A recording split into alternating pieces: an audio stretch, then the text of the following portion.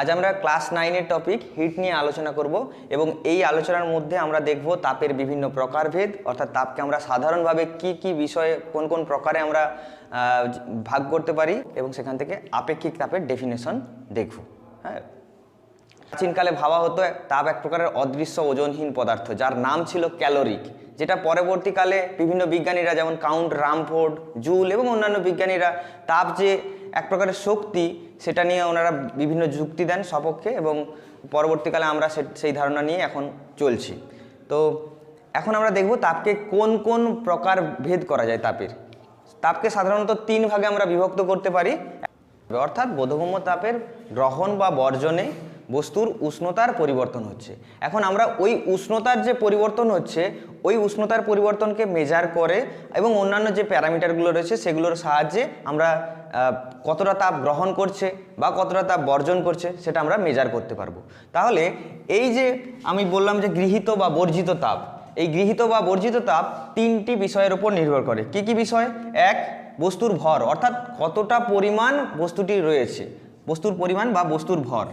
বস্তুর আপেক্ষিক তাপ, এটা বস্তুর উপাদানের উপর নির্ভর করে।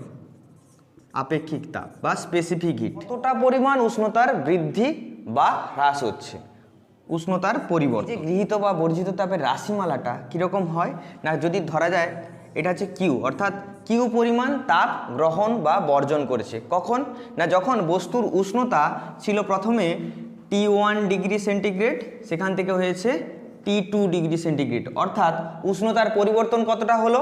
উষ্ণতার পরিবর্তন হলো T2 মাইনাস T1। তাহলে আমরা এখানে কি লিখব? উষ্ণতার পরিবর্তন হয়েছে T2 মাইনাস T1।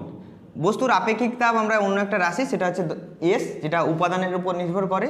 আর ধরা যাক বস্তুর ভর হচ্ছে এম, তাহলে যে ইকুয়েশনটা দাঁড়ায় তা হলো গৃহীত বা বর্জিত তাপের পরিমাণ কিউ সমান এম অর্থাৎ বস্তুর ভর, 2 এস অর্থাৎ আপেক্ষিক তাপ যেটা ওই বস্তুর উপাদানের উপর নির্ভরশীল, আর 3 হলো বস্তুর উষ্ণতার পরিবর্তন T1 মাইনাস T2। এখন এই ইকুয়েশনে তোমরা দেখো, যদি এইটাকে আমরা 1 একক ধরি, অর্থাৎ 1 একক উষ্ণতার পরিবর্তন হয়েছে, তাহলে কি হবে? আর যদি আমরা এমকে অর্থাৎ বস্তুর ভরটাকে নিয়েছি 1 একক পরিমাণ, তাহলে কি হবে? দেখো, কিউ সমান 1 ইন্টু এস ইন্টু 1, অর্থাৎ কিউ সমান এস। এসটাকে আমরা কি বলেছিলাম?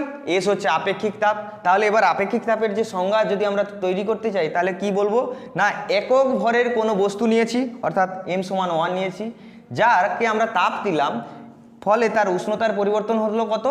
1 ডিগ্রি, অর্থাৎ একক ভরের পদার্থের উষ্ণতার পরিবর্তন 1 ডিগ্রি করতে যে পরিমাণ তাপটা লাগছে তাকেই বলছি ওই পদার্থের আপেক্ষিক তাপ। বস্তু দ্বারা গৃহীত বা বর্জিত তাপ কোন কোন বিষয়ের উপর নির্ভর করে? তোমরা খুব সহজেই অ্যান্সার দিতে পারবে। তাহলে কোন অপশনটা সঠিক উত্তর? ব্যাস, থ্যাংক ইউ।